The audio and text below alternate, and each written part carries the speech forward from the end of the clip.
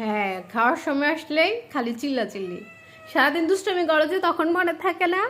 হুম, তখন আমাদের কথা মনে থাকে না? এখন কেন আসছো? হ্যাঁ, এখন কেন আসছো? কেমনে বুঝে গেছো যে তোমারে খাওয়া দিতেছি? হুম,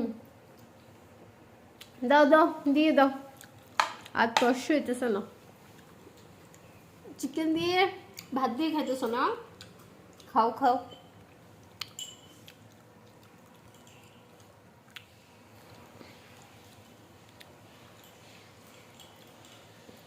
পছামে সারাদিন চোখ দিয়ে পানি যায় পছামে।